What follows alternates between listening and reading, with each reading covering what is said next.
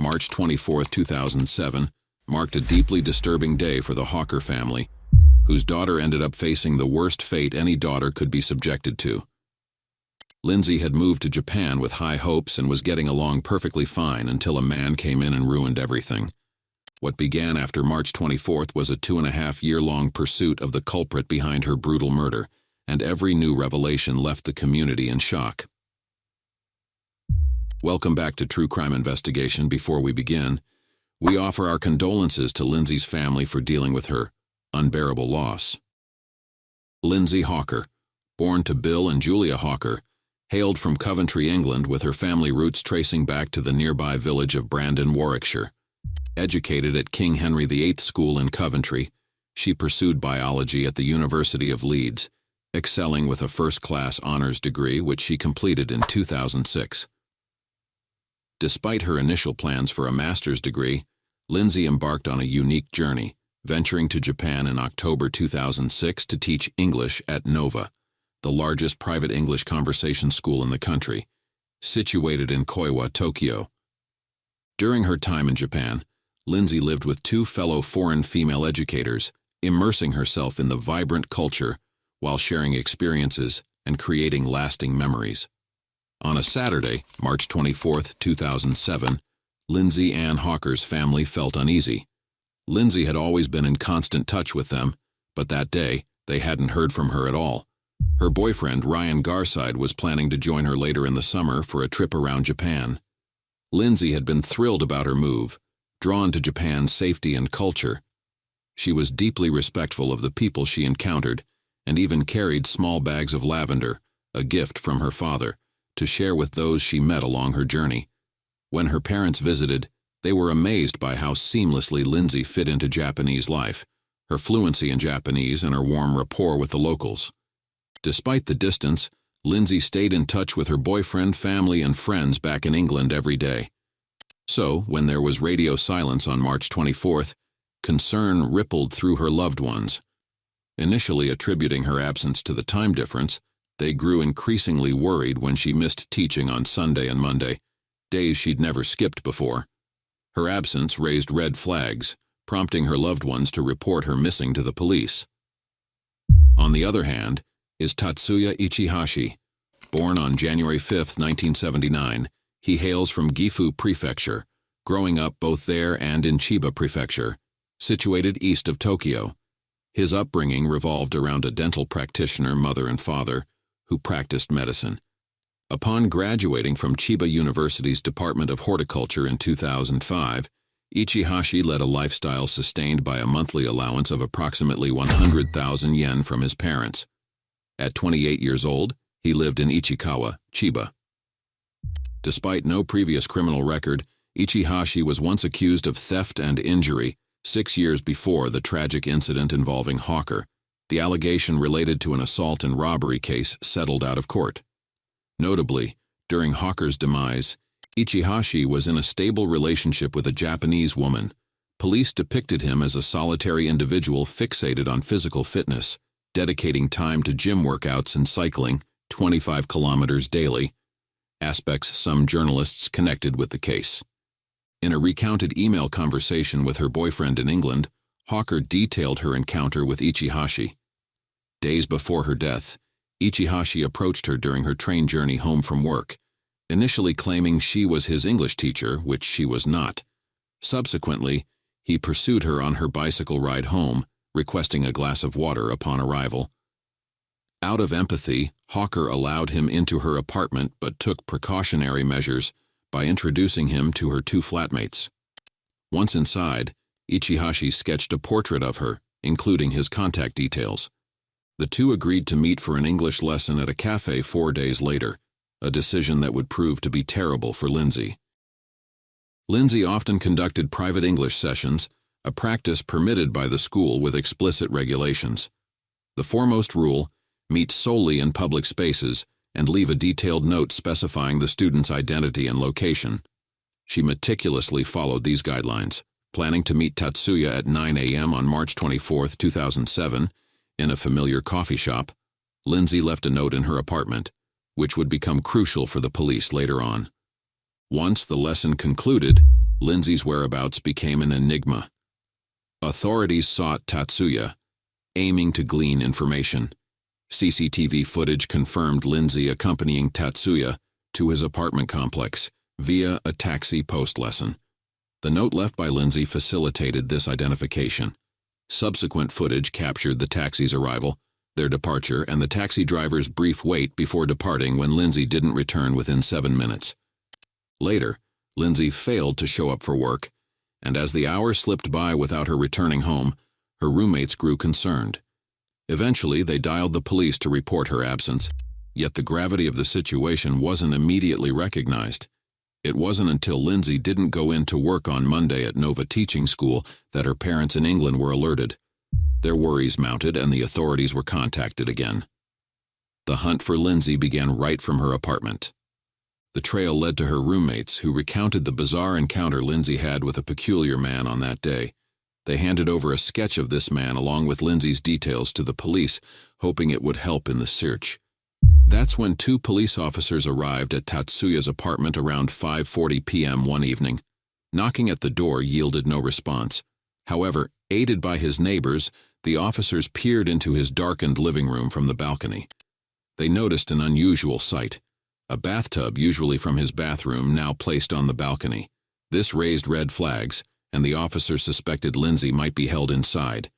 Urgently, they called for backup. Within hours, 9 officers assembled, gearing up for a planned raid. As they readied themselves to storm the apartment, Tatsuya unexpectedly emerged, unshod, carrying a rucksack. In a swift move, he evaded the officers, slipping past all 9 of them.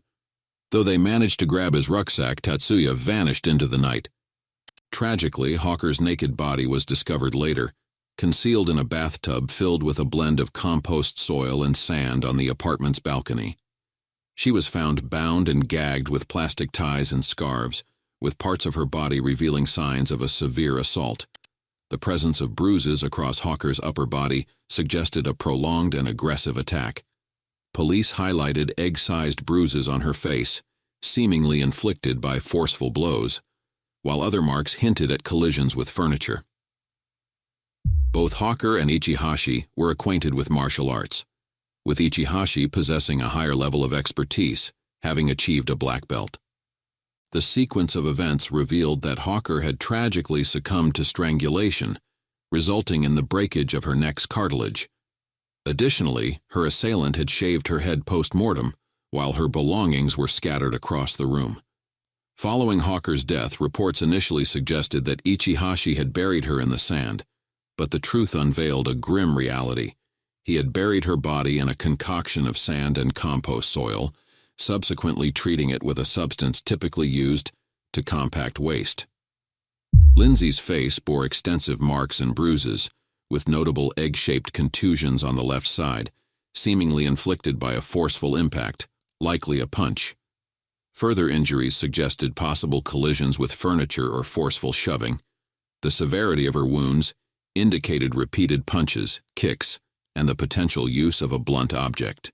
Defensive wounds on her arms indicated a struggle to protect herself. The devastating news of Lindsay's violent death was conveyed to her parents. Lindsay's father, Bill, expressed the chilling horror of the situation, saying that it was an unimaginably dreadful murder and that there wasn't a single inch of her body spared from severe bruising. The situation escalated further with Ichihashi's attempts to evade authorities. As events unfolded, Ichihashi fled, evading officers despite their efforts. Escaping initially barefoot, he later resurfaced wearing athletic shoes and carrying a backpack believed to contain his gym attire. This dramatic chase unfolded, with Ichihashi's escape leaving officers unable to track him immediately due to communication gaps among the team. His evasion tactics, including zigzagging through the streets, further complicated the pursuit. Despite his successful elusion, the relentless efforts to locate Ichihashi persisted, heightening the intensity and urgency of the search in the aftermath of the horrific events. Tatsuya became a fugitive sought out throughout Japan. Police launched an extensive campaign, distributing wanted posters and airing his image repeatedly on news channels, yet the search bore no fruit. Weeks slipped by without a trace, prompting authorities to take an unconventional step: releasing edited images of Tatsuya donning various wigs, speculating he might be in disguise. But this attempt also led to a dead end, and the pursuit turned cold. Around 2 months after Lindsay's tragic passing, her parents journeyed to Japan, determined to bolster efforts to find Tatsuya. Displeased with the pace of the investigation, Lindsay's father took a rather unconventional approach, befriending people associated with the Yakuza, offering bottles of whiskey in hopes of securing their aid in locating his daughter's perpetrator. Meanwhile, the media shifted the spotlight onto the Japanese police, questioning their efficacy. How could a team of 9 officers fail to capture a single man when they were set to raid his residence? Why did it take a month to interview crucial witnesses? The realization struck that the wanted picture distributed was a 7-year-old image. Friction emerged between the police and Lindsay's family, leading to an intense involvement of both British and Japanese media. Amidst this escalating tension, Tatsuya managed to traverse the length of the country, journeying from Aomori in the north to Okinawa in the far south. Police suspected that during Sunday night and early Monday morning, Ichihashi relocated his bathtub from the bathroom to the balcony and placed Hawker's body inside it. According to neighbors, they heard sounds resembling metal striking and something being dragged during that period. Subsequently, an arrest warrant was issued for Ichihashi on suspicion of abandoning Hawker's body, escalating him onto the nationwide wanted list. On the 29th of March, detectives retrieved a shopping trolley believed to have been used by Ichihashi to transport bags of horticultural soil used to bury Hawker from his apartment building. Simultaneously, a team of 20 officers conducted a raid at Hotel Chateau, a love hotel near Nishi Funabashi Station, but Ichihashi was not found. Authorities released a new wanted poster, portraying an enhanced image of Ichihashi, disguised as a woman, along with drawings he made of Hawker, hoping that the drawing style might trigger recognition. In early 2008, police explored potential sightings of Ichihashi in Kabukicho areas known among the homosexual community, where he was reportedly identified by his male acquaintances. However, later in the year, the investigation hit a roadblock. By October 2008, approximately 140 officers were involved in the sizable investigation. It was during that month that the police speculated Ichihashi might have committed suicide. This suggestion drew skepticism from Hawker's father, who perceived it as an attempt to downsize the operation, despite indications that it was concluding. Surprisingly, neither the Japanese police nor the British Foreign and Commonwealth Office communicated these developments to the Hawker family. The ongoing hunt for Ichihashi sparked various reports speculating about his whereabouts. In a January 2009 article, Japan Today referenced a Spa magazine reporter suggesting Ichihashi had escaped to the Philippines. As the second anniversary of Hawker's tragic passing approached in March 2009, police sought to intensify the case's visibility by unveiling life-sized cutouts of Ichihashi. By June 2009, the Japanese National Police Agency upped the reward for any information leading to Ichihashi's arrest from 1 million yen to 10 million yen. The distribution of this reward came under scrutiny when Ichihashi was eventually apprehended later that year. During 2008 and 2009, Tatsuya's whereabouts were traced to Osaka, a city 250 miles west of Tokyo. His survival strategy involved sleeping in internet cafes and toiling on construction sites, squirreling away funds for facial alteration surgery. By the summer of 2009, police grew increasingly desperate, escalating the reward from 1 million yen to a hefty 10 million yen. Alongside, they circulated more digitally edited pictures, suggesting possible plastic surgery. A range of informants, from a cosmetic surgery clinic in Nagoya to an employee at an Osaka construction company where Ichihashi worked, contributed crucial leads that aided in his capture. In a disclosure on November 4, 2009, authorities revealed that Ichihashi had undergone plastic surgery at a Nagoya clinic. Interestingly, a previous attempt for surgery in Fukuoka in mid-October had failed. His evasive maneuvers took extreme turns as he embarked on a transformational journey to evade detection. Resorting to rudimentary methods, he resorted to sewing his nose with a needle and thread to make it appear narrower, enduring the discomfort in his pursuit of disguise. Further, He attempted to modify the shape of his lower lip by cutting it with scissors, repeating the painful process to achieve his desired look. Not even his facial moles escaped his alterations. They were excised as soon as he noticed his face on a wanted poster. Employing aliases and adopting a nomadic lifestyle, he meticulously avoided locales equipped with surveillance systems, accumulating a sum of 1 million yen from sporadic construction jobs. The bulk of this money was channeled into 2 nose surgeries, an obsession aimed at refining his appearance. An incessant quest for a slender, elongated nose dominated his thoughts. Yet, these surgeries became his Achilles heel. During the second operation, suspicions were raised among clinic staff upon noting signs of removed moles, prompting them to alert law enforcement. Media broadcasts heightened public awareness, spotlighting his altered features, particularly his distinctively reshaped nose, reigniting widespread attention to the case. Realizing the potential threat to his anonymity, Tatsuya acquired a disguise, growing facial hair, a beard, sideburns, and a mustache. Despite his attempts, the vigilant public remained on alert, and it was a vigilant civilian who identified him while waiting for the ferry. This pivotal moment marked the beginning of his eventual capture, signaling the end of his prolonged evasion from justice.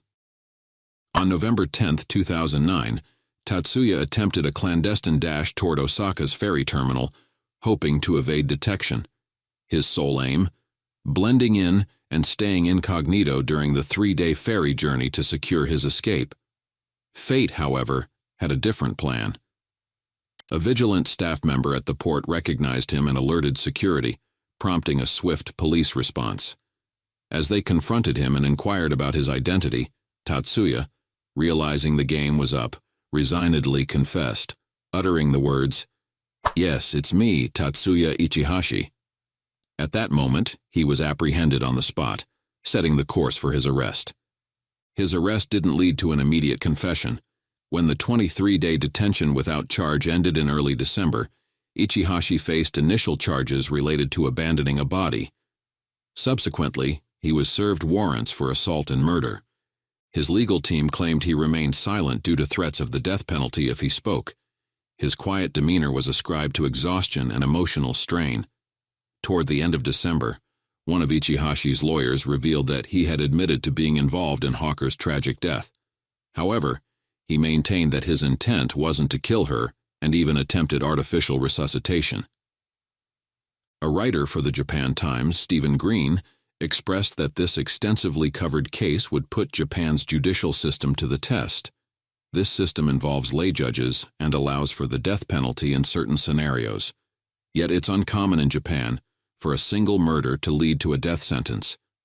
As of 2010, among Japan's 111 death row inmates, fewer than 10 had committed only 1 murder, with previous convictions factored in. During the court proceedings, Ichihashi confessed to suffocating Hawker to prevent her from calling for help while he assaulted her. The Chiba District Court's verdict in July 2011 handed Ichihashi a life sentence for Hawker's murder. Judge Masaya Hata, presiding over the Chiba District Court near Tokyo, conveyed that it was evident the defendant aimed to end the victim's life by applying force to her neck. He expressed profound sorrow, noting the tragic loss of a vibrant 22-year-old whose life held immense promise. Judge Hata voiced that the pain she endured was immeasurable, a devastating end to a life filled with boundless potential. Throughout the trial, Ichihashi contested any intent to cause Hawker's death, asserting his ignorance of suffocating her and attempting to resuscitate her afterward. As the verdict of life imprisonment was rendered, Judge Hata condemned Ichihashi's actions, stating that he indulged his desires through a brutal act, then took her life to hide his crime. In her words, his attempts to cover up the murder were despicable and senseless. The judge criticized Ichihashi's inconsistent statements and lack of genuine remorse, doubting his profound reflection on the gravity of his actions. Lindsay's family, including her parents Bill and Julia Hawker along with her sisters, made the journey to Japan for the trial. In contrast to Tatsuya's statements, the prosecution presented a starkly different narrative during the trial. They asserted that Lindsay had endured a prolonged and brutal death, succumbing to sustained pressure on her throat. Their case highlighted a lack of evidence supporting Tatsuya's claims of accidental death, emphasizing that he made no attempts at resuscitation, nor did he seek help or contact emergency services. Instead, he concealed her body in a bathtub. The prosecution outlined the sequence of events. Lindsay had given Tatsuya an English lesson at a coffee shop and then returned to his apartment upon his claim of having forgotten his wallet there, promising payment to Lindsay. She intended a brief stay, evident from her request to the taxi driver to wait outside. Yet upon entering Tatsuya's apartment, the prosecution claimed that she faced immediate and severe physical assault, particularly around her right eye. Their case posited that Lindsay fought back against Tatsuya's assault, leading to her restraint to facilitate the subsequent assault. As the trial unfolded, details emerged about Lindsay's extensive injuries revealed during the autopsy. The prosecution maintained that Lindsay's murder was an attempt by Tatsuya to cover up the assault. On the day of sentencing, Ichikawa, visibly distressed and pale, admitted to the act of assault but adamantly denied any intent to kill. Tearfully, he confessed in court that she lost her life because of him, but it wasn't his intention to kill her. In his words, only she and he knew the truth of that day, but she could not speak for herself anymore because of her actions. I must be truthful throughout this trial. The case drew widespread attention in Japan and Britain, with an estimated 950 individuals gathering in the courtroom's public gallery during the trial's proceedings. Though the Hawker family sought the death penalty, the court deemed it inappropriate. They considered Ichikawa's lack of previous convictions and believed that at 32 years old, there was still potential for his rehabilitation. After his conviction, Tatsuya Ichikawa found himself confined within Nagano prison, designated as a Class B offender. One of his fellow inmates shared insights, mentioning that Ichikawa was assigned to plant number 10 within the prison grounds. They described him as rather withdrawn, usually interacting only with those he felt at ease with. Interestingly, the inmate also observed that Ichikawa had gathered quite a following of fervent supporters. Regularly, he received visits and financial aid from his parents, highlighting the existence of a dedicated support system. During his time behind bars, Tatsuya Ichikawa penned a book titled Until I Was Arrested, purportedly recounting his perspective, aiming to express remorse for the crime he committed. In his own words, Ichikawa directly acknowledged his role in ending Lindsay's life, stating that he took Lindsay's life. In an attempt to make amends, he offered to redirect any proceeds from the book to Lindsay's family. However, the family declined his offer, choosing not to accept any financial gain resulting from his narrative. As per Article 28 of the Japanese Penal Code, there's a possibility for Ichikawa to be considered for parole after serving a decade of his sentence. Nevertheless, statistical records indicate that the average duration of incarceration for life-term sentences amounts to approximately 32 years and 10 months. In an interview, Mr. Hawker shared that their only hope now is for their two wonderful daughters to reclaim a sense of normalcy, perhaps marry, and bless them with grandchildren someday. After the case came to its end, they began working on settling their debts gradually over the years. Reflecting on the arduous 4.5-year ordeal, Mr. Hawker acknowledged the taxing battle his family had endured, but expressed gratitude for the outcome they desired as parents. He said that there were moments when they felt they couldn't go on. Financially, it was a massive challenge for them, and every trip felt like a hurdle, but they were relieved that they persevered. Despite their struggles, the family harbors no resentment toward the Japanese authorities. Julia Hawker remarked that her daughter simply met evil, absolving the authorities from any blame in their predicament. Thanks for watching. Hit subscribe to not miss our next cases, and we'll see you in the next video.